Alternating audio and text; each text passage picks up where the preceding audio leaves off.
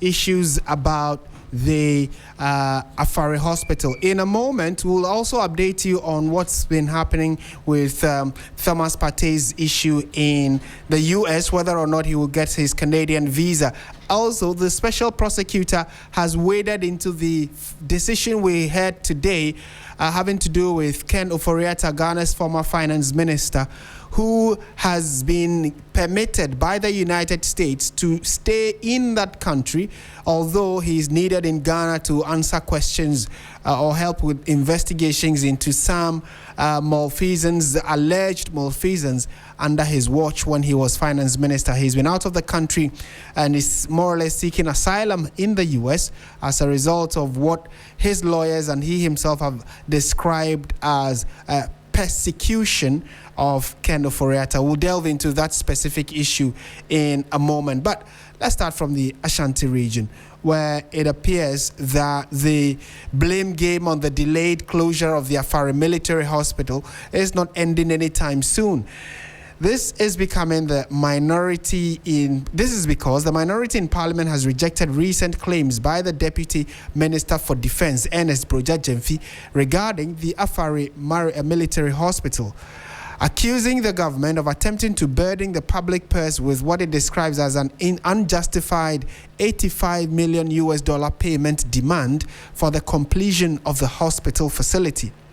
Addressing the media on Tuesday, the Member of Parliament for Ichiwan Kwawoma, Kofi Amankwa Menu, said that the financial claims linked to the project were unjustified. We'll bring you that insert in a moment where the minority has been reacting to reports that the current administration is saying that they need in excess of 85 million Ghana cedis to be able to complete the Afari hospital. It's a military hospital in the Ashanti region, which was started by the NDC government, and 15 months into office, there is pressure mounting from the minority side, the NPP, asking the current administration to be able to complete that hospital, or at least operationalize it.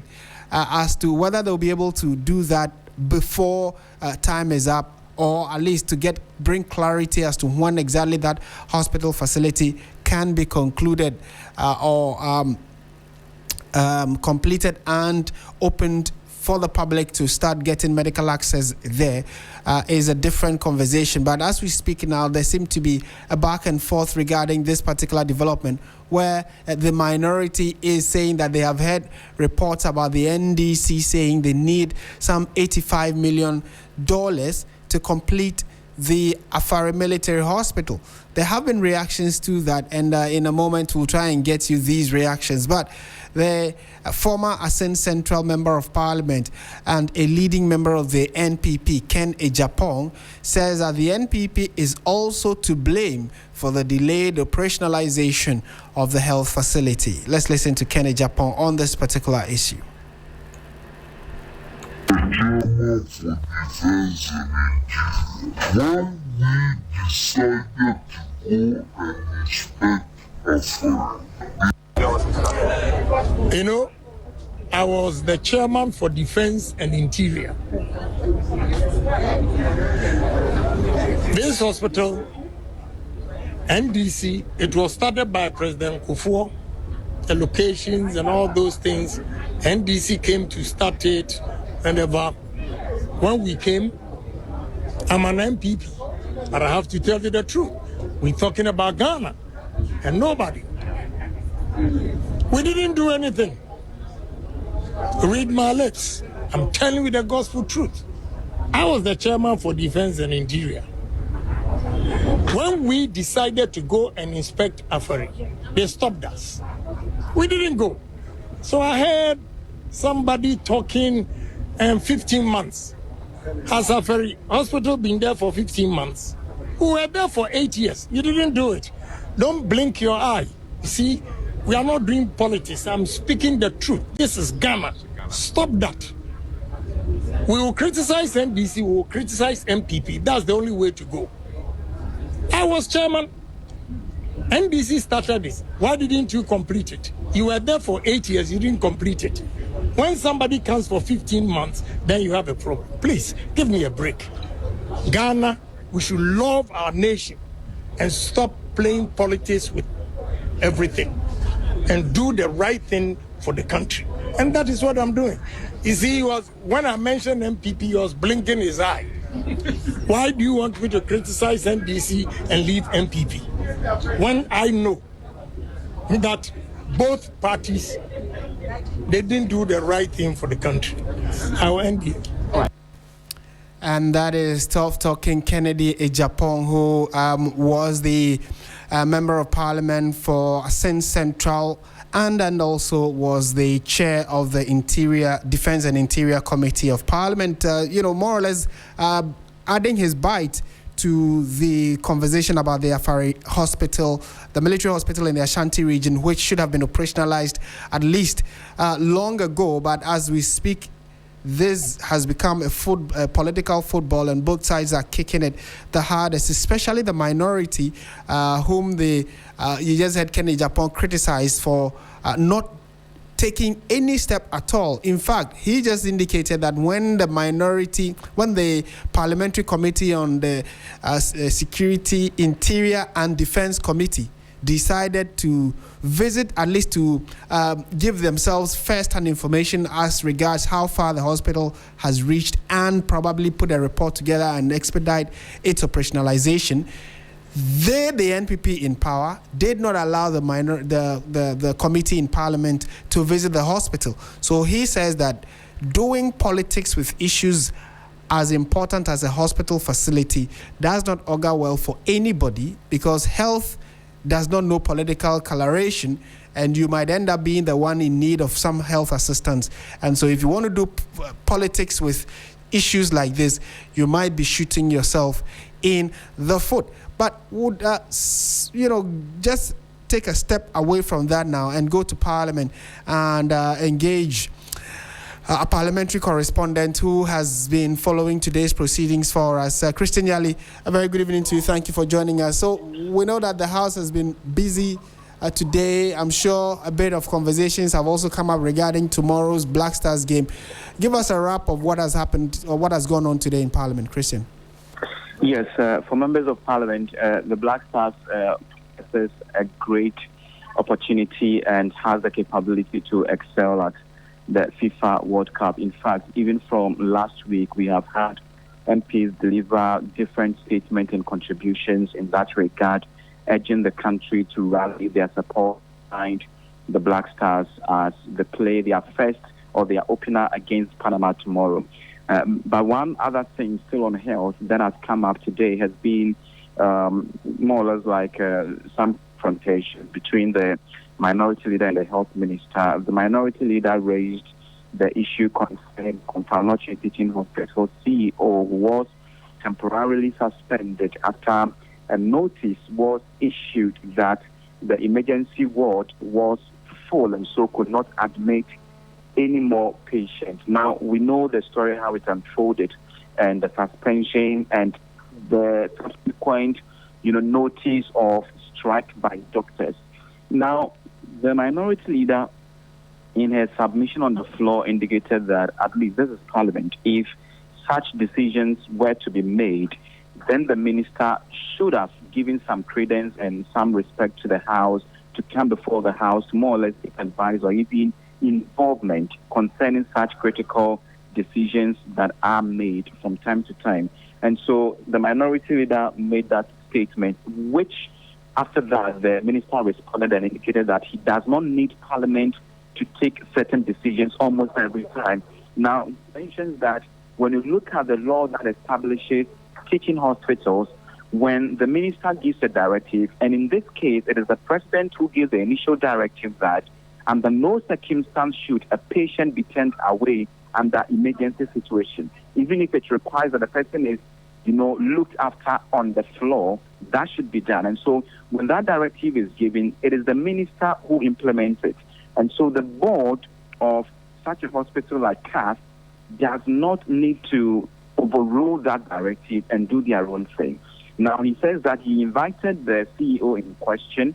The CEO admitted that he erred, or the hospital erred in that direction, and that the suspension was to serve as a deterrent to other officials. He says that under no circumstance must any hospital administration close down a facility without recourse to the minister who implement any policy concerning the health sector. And so that is one crucial conversation. So Mr. Kando has basically justified or defended the decision to suspend the chief executive of the Ofori-Attah Teaching Hospital and indicated that it is in the right direction to deter others from taking arbitrary, decisions without involving their higher stakeholders in that regard. There are other issues that have come up concerning Agenda 111 as well, and basically the minister assuring that government is committed to completing them. As of now, we know that there are about 35 selected projects under Agenda 111, which are to be completed and operationalized in the first phase. And so government is seeking to serialize the remainder of the hospitals that are to be, taken care of. One includes the Bukor District Hospital in Ahanta West, which the MP asked a question about. There are other ones around Uyo, Nasua, and other, constituencies across the country. But as it's where right now, other statements are being made on the floor. There is one about xenophobic crisis in South Africa, which is to be delivered by the Majority Chief Whip, Roxanne Nelson Dafamapo, who is currently in the chamber and is expected to deliver that statement. It is expected that once, and as it were in parliamentary practice, whenever such statements are made, members will be invited from both sides to also give their contributions to that. So it's been a heavy day on the health sector, from the Afari Military Hospital to Agenda 1 to the Ofori-Attah Teaching Hospital CEO, who was suspended, and the defense that the minister has provided today on the floor, Martin. Right. That's an interesting wrap of what has happened. But just by way of reiteration, you said that the health minister defended the suspension order he gave the Ofori-Attah Teaching Hospital CEO. And were there reactions to his defense of that decision? In fact, when you listen to the minority side, they have held that itself has teething problems. Now, the minority leader mentions students who have been trained and are waiting to be recruited. Now, doctors, their salaries, their compensation, their allowances, all of those issues are there. And so he would have ordinarily expected that those are some of the issues that the ministry would take up head on instead of dealing in, because then the concern for the minority would be that, yes, no matter what, if there are no facilities to accommodate and that decision is made, then you don't suspend people because you know that there are other issues that are causing the inability of the health facility to admit people to cater for. And so those are some of the reactions that you get from the minority MPs who have the view that, some of those might come across as knee-jerk reactions that are not necessary. Christian Yali, thank you for that report from Parliament. He's a parliamentary correspondent updating us on developments in the House and also giving us an update on that Ofori-Attah Teaching Hospital CEO suspension. You know that debate has been up for some time. But let's stay in Parliament. This time around, we are speaking to Dr. Mark Nawani, who is the Member of Parliament for Nabdana and then also the Chair of Parliament's Select Committee on Health. Doc, good evening. Thank you for your time this evening. Hello, good evening. Yes, thank you for staying on all this while. To start with, we know that the issues of the Afari Hospital has come up for conversation again, and there seemed to be a key critical NPP voice that is more or less supporting the NDC by saying that at least the NDC took steps in their first administration under John Mahama. NPP didn't do anything at all, a party that he is a member of, and now the pressure being given the NDC in 15 months to operationalize the hospital is unfair. What do you make of his comments? Well, the issue is simple, that for 8 good years, at 95% 58% completion. That is Afari, the physical infrastructure. And about 60% with the mechanical structures. We now have a situation where we are not talking about 58% completion, the last assessment. And so we have moved down from the 95% to 58% after 8 years of neglect. And the cost of the project, as is assessed now, has seen an increase of $85 million. Let us remember that the initial cost of the Afari Hospital was at $180 million. And now it has seen an increase of about $85 million. And they claim that that is not true. Yes, that is where the bone of contention is. And the bone of contention, look at the decrease from the 95% completion to about 58%. And apart from that, they are even saying that it's just left with 500,000. 500,000 cannot even buy an MRI machine. Please let us be just honest with ourselves. An MRI machine, buying and installing it is between $1 million to $5 million.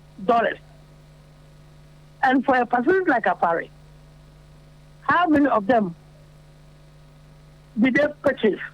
Because remember that they were saying that it was 95% completed, which means that they had all this equipment on the ground. Some of this equipment were left at the port to rot, to rust, to the weather. And now they can be used. Right. Even medical machines, if you buy them and you're using them, within 5 to 10 years, you have to change. How much more equipment that has been abandoned to the weather for 10 good years? All this equipment, they are spoiled.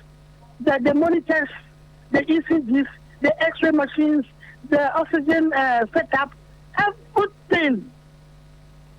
Okay, so let me understand what you're saying. You said that when NDC was leaving power, the hospital was about... I don't want... all the things were there. Yes, the hospital was about 85% complete. They were at the hospital. We went to the hospital, myself, when we were in opposition.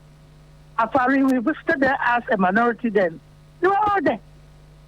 That was around, I think around 2022. They were all there for just installation. Yes. Okay. And so their argument that it's just over 500,000 is cannot be true and it's not true. That tells you that they have not gone there to assess anything. Fair point. It's just a quotation that they don't even know what they are talking about. Okay. Doc, kindly hold on for me. I'll also bring in now Kofi Amankwame, the Honorable Member of Parliament for Kwawoma. He came out today to say that $85 million being quoted by Deputy Defense Minister is outrageous, and that it's supposed to be, it seems like a create, loot and share scheme the NDC government is trying to operate. Mr. Amankwame, good evening. Thank you for joining us on 3FM.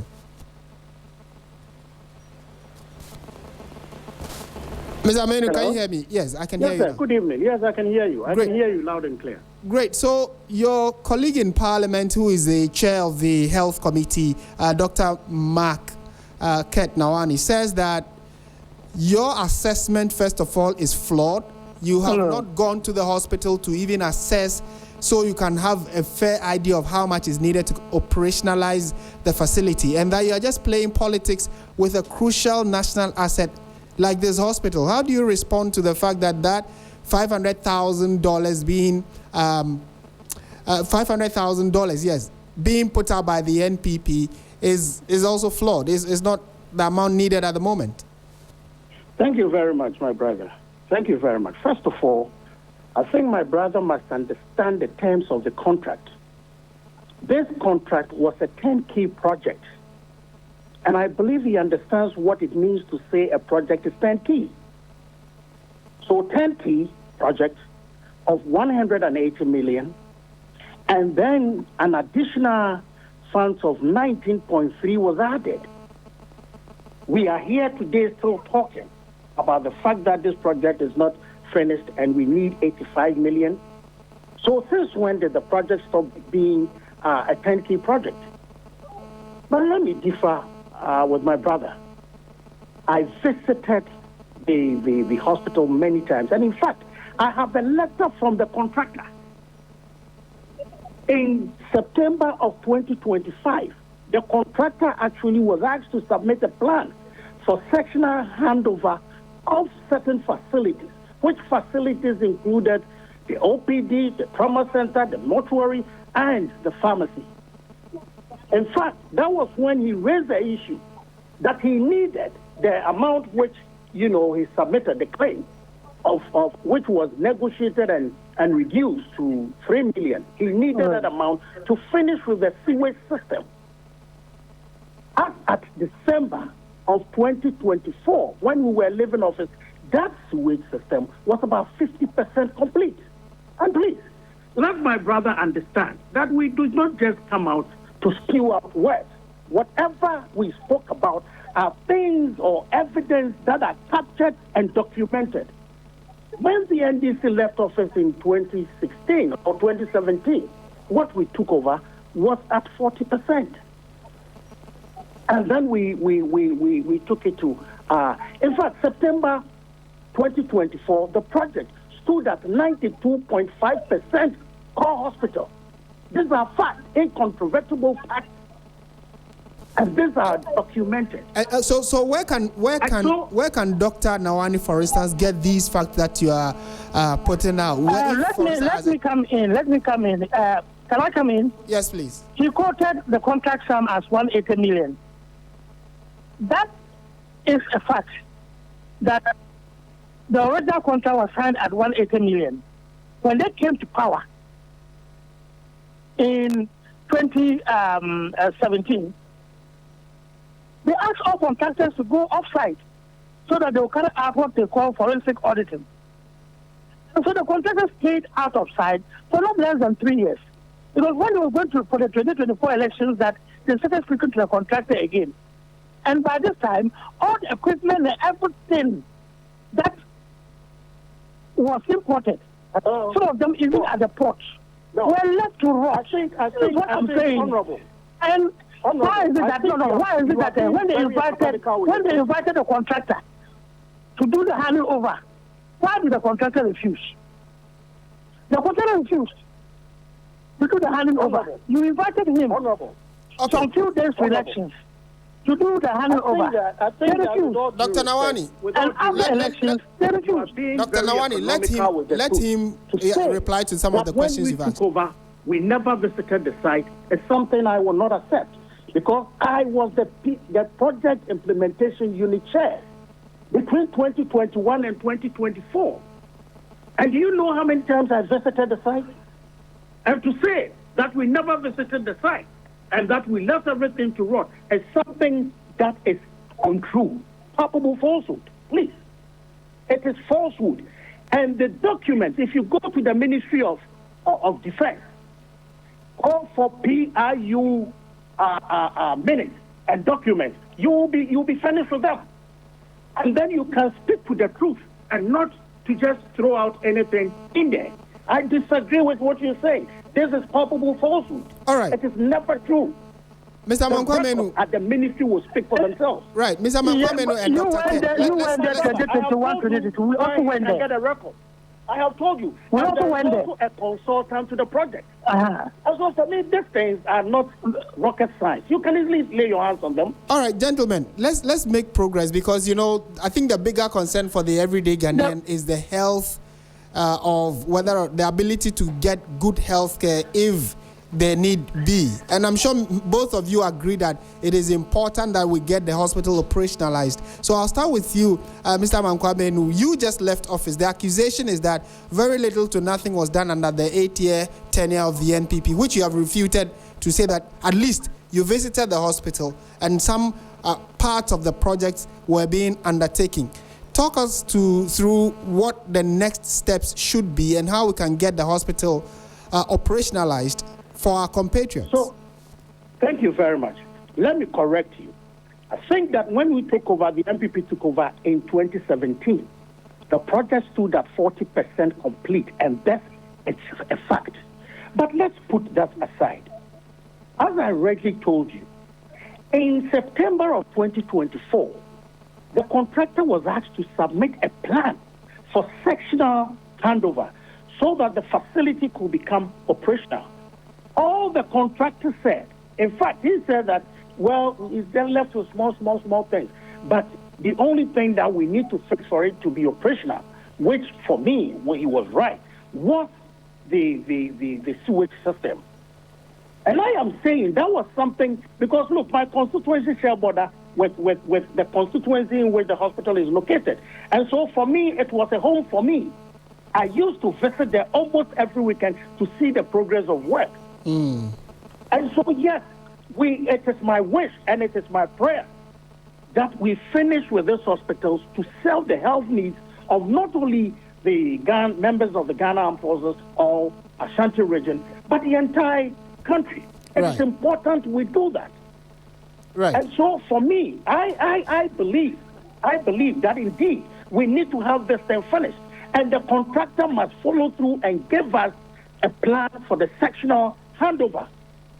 Okay. Because if we don't do that, at the end of the day, we will talk NDC, we will talk NPP. But at the end of the day, trust me, who benefits? Yeah, that's... The Ghanaian people will not be the beneficiary at the end of the day. That's so it true. is important that we ask the contractor to do that which he needs to do. I can confidently tell you, and this is as right knowledge, that any time there are elections and you have contractors, they always wait to see where the political pendulum will swing. And then they will jump in with some outrageous demand. So is it the same contractor that the NPP... That having said, as the chairman for the project implementation committee, I still maintain that the figure of $85 million is outrageous. First of all, my colleague must understand that this project was a project. I think that is also coming. I think you're talking long. Right, Mr. Amankwamenu. Now let's hear. So you say 85 is outrageous. So how much, in your estimation, should be needed to complete it now? So far as I am concerned, and per our records, 500,000. But if even, I cannot sit here and tell you that 85 million, I maintain that is outrageous. Looking at where we are coming from and looking at what is being done. Okay, now let me bring in... assessment will have to be done. Exactly. And if my brother cared to know, you don't accept a figure thrown at you by a contractor without proper assessment. My brother should know that. Okay. It's a very good Dr. Nawani. should know that. So he has also put out a position... The claim? Hell no. And sought to justify that. It's very unfortunate that somebody who directly supervised the project is still speaking like this. And I'm saying it because the contractors have lost confidence in the government of Ghana. And that's why we have this project not completed. I don't think that they are that poor to even look for $100 million to complete this project. But if we get people speaking like this, telling not the truth, knowing very well that once it is done, which they destroyed at the port, it costs between 1 million and 5 million, and saying that it's 500,000 that we need to complete the hospital, that is unfortunate. It's woefully just unfortunate. Right. What I want to say is this: they couldn't do it in 8 years. They better keep quiet, and we will enter into negotiations with them. Let us build confidence with the contractors, and let them listen to us. That NDC will be ready to look for money to complete the project for the good people of Ashanti region and for the good people of the Ghana Armed Forces. All right. And in conclusion, briefly for you, Dr. Ket, how much is government anticipating, or what's the estimated amount needed now to at least operationalize the hospital? What we need now is an agreement and then payment schedule and some amount of money to advance to them to go to site and ensure that they complete the project. This is the way that the NDC wants to go, because they have proven beyond doubt that one CT scan will not cost 500,000, and one MRI, which they all got spoiled because of the weather, will not cost 500,000. Okay. That amount of money, my brother, is absolutely not true. I think that my brother. Why did they not send them to court? Why did they not send them to court when they did not complete in 8 years? They know when they go to court. They don't understanding and appreciating the fact that the contract was a turnkey project. My brother, if a contract is a turnkey project, it is a turnkey project. When the amount is paid, the contract when you order them to go and do forensic auditing and get them out of sight. That is not happening for 3 years. That time you were not even there. You came in 2021.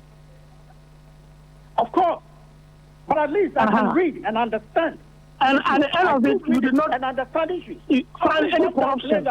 If you had found something against them, then probably the government would have gone to court. I'm sorry. But you don't find anything wrong. So who caused the insurance to get destroyed? The equipment to get destroyed. Gentlemen, it's a pleasure having this conversation with both of you, and I'm happy that the consensus is that we need to get the hospital up and running. Exactly. That is what everybody wants. But we also need to be sure that there is always value for money and proper audits done. So we do not. Exactly what we are saying. We do not. That is what we are saying. Play political football with projects like this. But thank you very much, Dr. Nawani. No, but they better keep quiet so that we'll implement it. We'll make sure that we'll get the hospital running. They couldn't do it for 8 years. And we will be vigilant. 8 good years. We will they couldn't never do keep it. quiet, my brother. We won't keep quiet. They did not go to court either. If they had any case, they should have gone to court. We will speak our minds. We will never be quiet. Trust me on this. Fair point, gentlemen. Thank you so much. Enjoy the rest of your evening, and then also let's look forward to a good game between the Black Stars and Panama tomorrow. And so, yes, gentlemen, for our listeners, the bottom line of all this conversation is to ensure that the hospital is operationalized. And it has become topical because of what happened a few weeks ago, where the Konfanochi Teaching Hospital, the biggest referral hospital in the northern part, in fact, the middle to the northern part of the country, had concerns about, lack of beds and lack of space for patients who are brought into the accident and emergency ward. And because of that, the fact that that big hospital did not have enough space to accommodate people who came in with different medical situations, especially the accident and emergency situations, they were then asked to shut down. That particular department of the hospital was shut down, and it led to a political storm, back and forth between some members of parliament and people of the various political divide. And as we speak, we are being told that if the Afari Military Hospital and the Sewa government hospital were operationalized or were working, we wouldn't have had the kind of situation we had in the at the Konfanochi Teaching Hospital. So we definitely would want these two major health facilities in the Ashanti region up and running, so that when either of these members of parliament we just spoke to, any politician or any Ghanaian needs medical attention, they will be able to access it as quickly as possible. You're listening to 3FM 92.7. Your comments are always welcome. Thank you that you're listening to us on our streams and watching as well on YouTube and on Facebook. Do send us your messages. We'll be happy to share it with the rest of the world. When we return from this quick break, ladies and gentlemen, we'll be taking a quick trip to the United States of America and then also to Canada. But in the Americas, we are going to be talking about Ken Ofori-Attah, the former finance minister, who, based on information we are gathering, has been given the permission to stay in the U.S. He has gotten a U.S. immigration permit to stay there. Whereas Ghana is looking for him to come and stand trial or answer questions, the U.S. says he can stay there. But the OSP that instituted charges against Ken Ofori-Attah has also waded into the conversation. We'll break it all down for you in a moment. Stay with us. This is 3FM. You're listening to Hotedition. Every woman deserves hair that looks.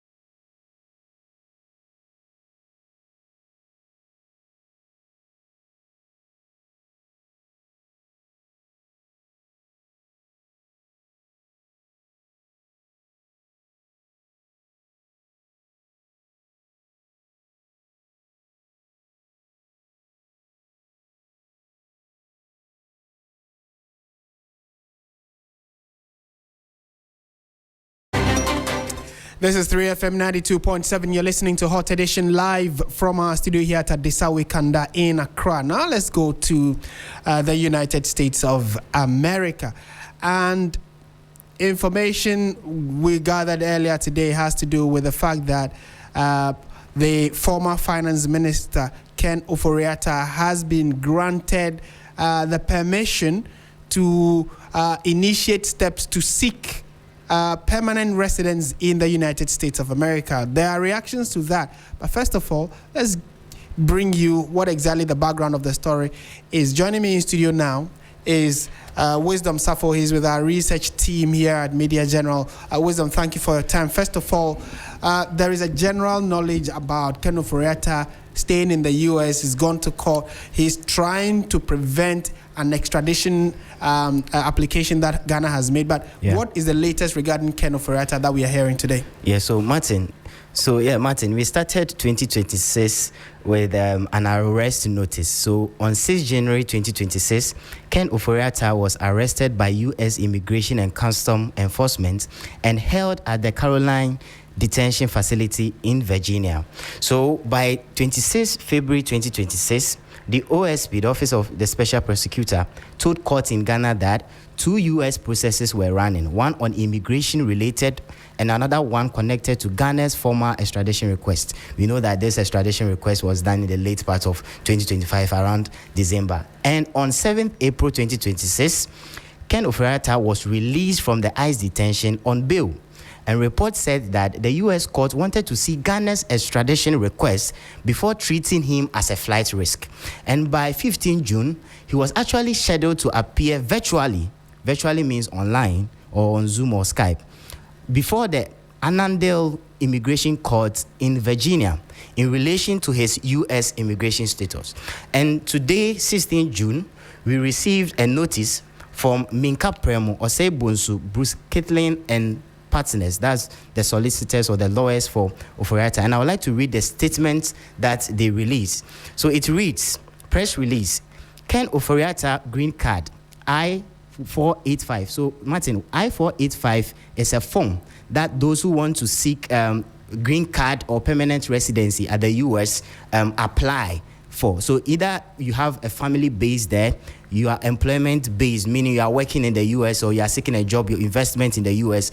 or on humanitarian grounds. And this is where Ofori-Attah comes in. So he applied as an asylee or seeking refugee, status at the U.S. or through a special program, U.S. They have something we call the VAWA or the U visa or a special immigration. So it is a form that you fill if you want to apply for a green card. But initially, he was labeled as someone, a fugitive of justice. So there were issues around his permanent residency. So today, that issue has been cleared. So let me continue reading. 1485 petition has been granted by the U.S. Immigration Court. The court heard evidence relating to actions taken by Ghana's Office of the Special Prosecutor, including the OSP's earlier decision to declare Mr. Ofori-Attah as a fugitive for justice at a time when he was reportedly undergoing medical treatment in the United States of America, and while his lawyers remain in communication with the investigators in Ghana. So the court finds criminal charges in Ghana not credible. However, the court's ruling was made within the context of a United States immigration proceedings. The court's decision was focused on whether Mr. Ofori-Attah met the legal requirements for adjustment of status. So the OSP has responded to this release by the lawyers of Mr. Ofori-Attah.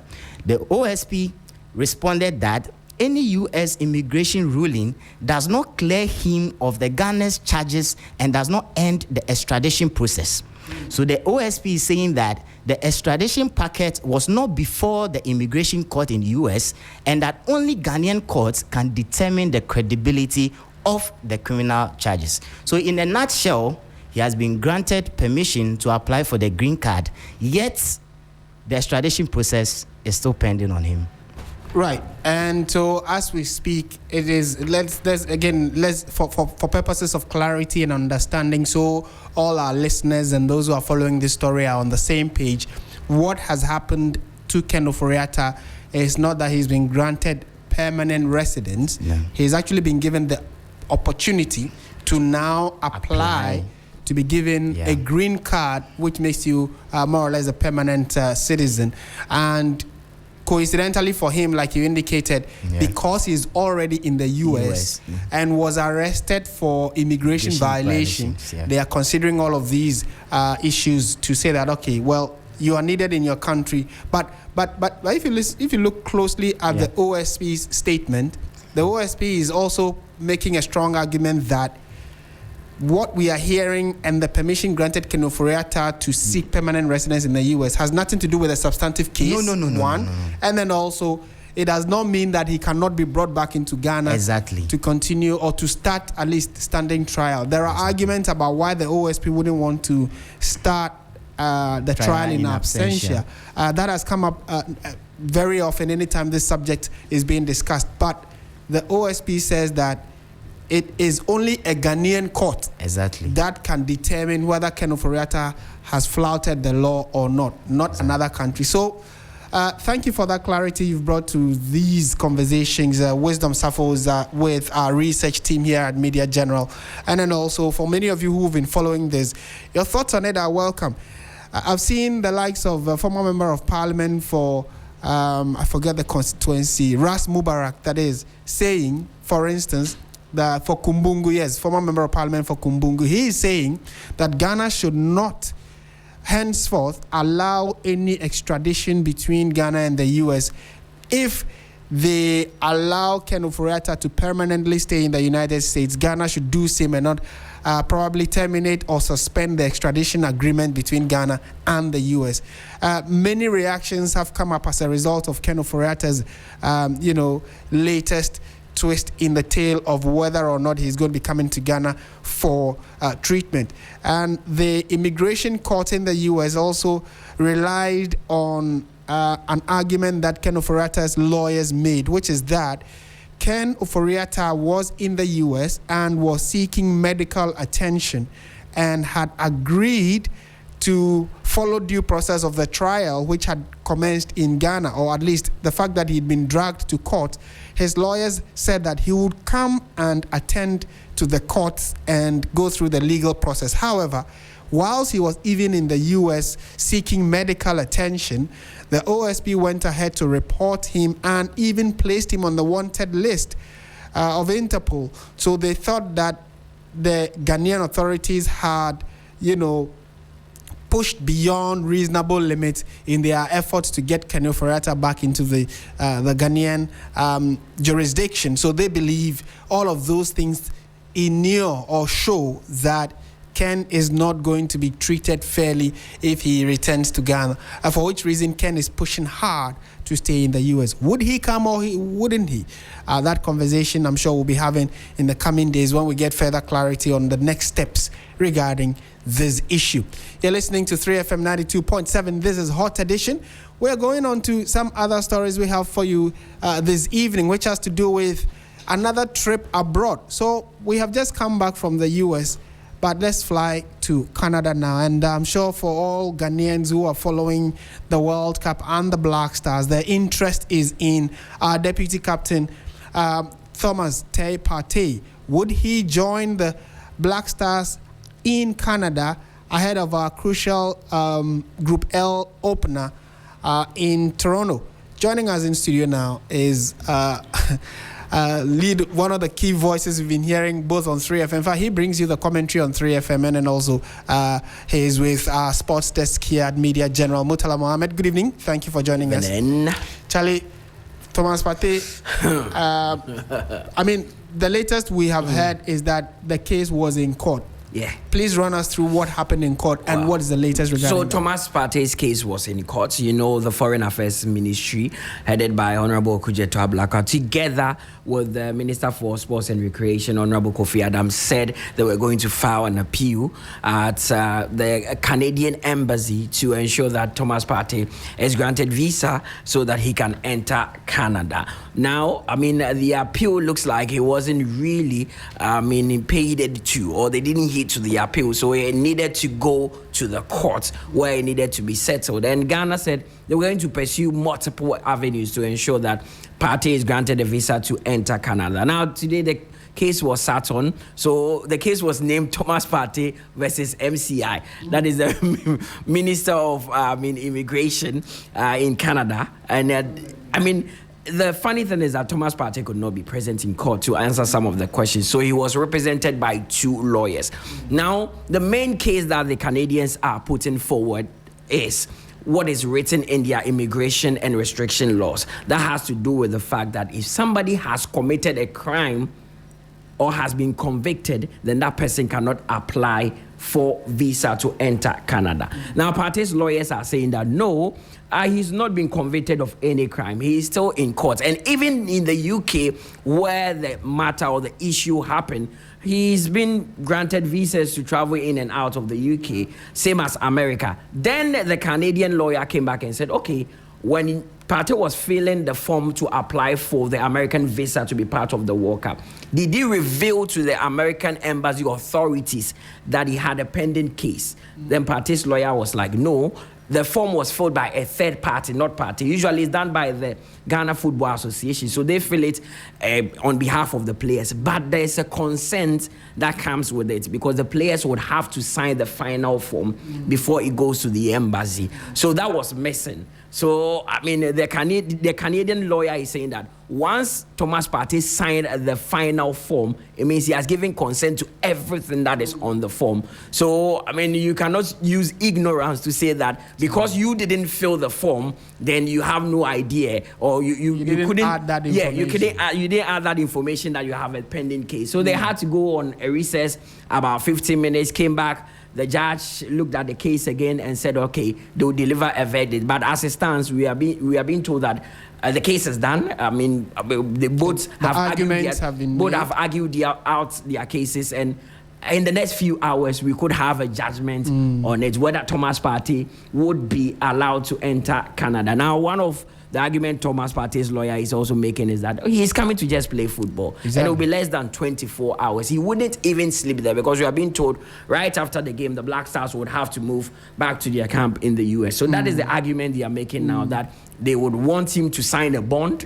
They should bring a bond, they would sign, and they would be of good behavior in that short period and would return right after that game. So, it's getting interesting, but we are going to get more on this, and we are being told maybe in a few hours' time we'll get the final verdict. Well, Murtala, that's a comprehensive breakdown of what has transpired today between, the lawyers for Thomas Partey, indirectly representing the Black Stars, and then also the Canadian Immigration and Customs officers. So, as we stand, like he said, we just have to keep our fingers crossed. And there's one thing I need to add. Thomas Partey has not been convicted. Absolutely. But the MCI is saying that they do not need a conviction. No, before they make a judgment. So it brings back the question of, so all it has to take is somebody coming out to accuse you of, committing a crime against them, whether you are guilty or not, whether the case is still in court.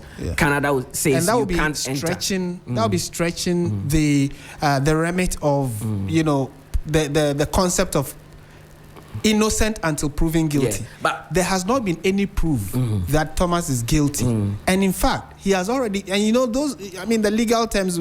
He has already put in a not guilty plea. So that should also influence whatever decision will be taken at the end of the day. But Ghana, the Foreign Affairs Minister, like you indicated, said that we respect the sovereignty of Canada and their right to refuse or and that goes a long way to say visas. to buttress what FIFA President Infantino says. He says that yes, they are the organizers of the World Cup, but they do not have rights over what a country wants to do in terms of their immigration laws. Thomas Partey's two lawyers also made an argument that there are so many musicians and actresses who are in similar situation, have been accused, still in court, but they've been allowed into Canada and out as well, with some restrictions also being in place. So Thomas Partey should be allowed. I think we need to call a spade a spade. Canada is probably just biting more than it can chew, or putting up a grandstand. The country in which Partey was accused. He's been there a number of times. He travels back. He's been to other European countries several times. He's now in Spain, based in Spain.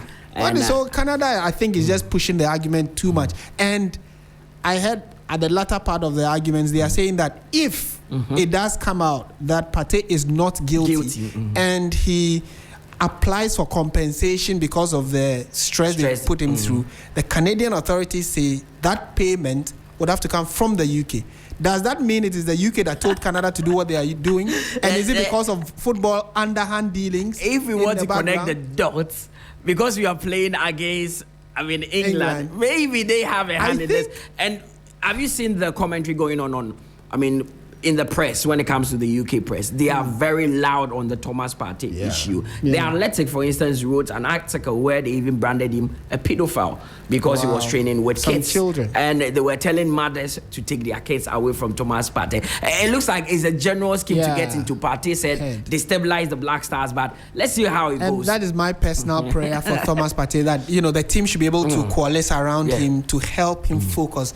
Because give whatever happens, let's say he doesn't even get to go to Canada, and we win against Panama, and then we come to the US. That game against US will lie against England. I say that game against England, we will all go to the US, and that day they will see something over there. Well, let's see. But he's in good spirits, and we are hoping to have some favorable outcome at the end of the day. Thank you very much, Murtala Mohammed, for that update from the development around Thomas Partey and the Black Stars. And we are told that they have also arrived, are in good spirit. They've had some sessions, of interactions, and then hopefully tomorrow around this time they should be preparing, heading to the stadium where they will be locking horns with Panama, which will be Ghana's first game at the 2026 World Cup, currently being hosted by the United States, Mexico, and Canada. A lot of drama is playing out. I'm sure many of you who are following the World Cup would have seen the exploits of other African countries like Cape Verde. Also, we saw Egypt pulling a draw. We've seen the likes of Tunisia losing, and just by virtue of their defeat, they've sacked their coach and employed Javier Renard. That is Tunisia, have employed Javier Renard to take them through the rest of the tournament. And in about an hour or two, so 7 p.m. will be the kickoff. The current African champions, I believe, Senegal, will be facing their colonial masters, France. And that is a game many people are looking forward to. It will be live on TV3. There will be live commentary on 3FM as well. And we would also be interacting on social media. Do be a part of the show. Let's hear what you make of all the big stories we've brought to you this evening. And then also the fact that Senegal will be playing France. The sports team will be here to take you through the commentary. That's it for our package this evening. Thank you very much for listening. My name is Martin Asiedu-Dartey. It's always a pleasure coming your way. Have a good evening.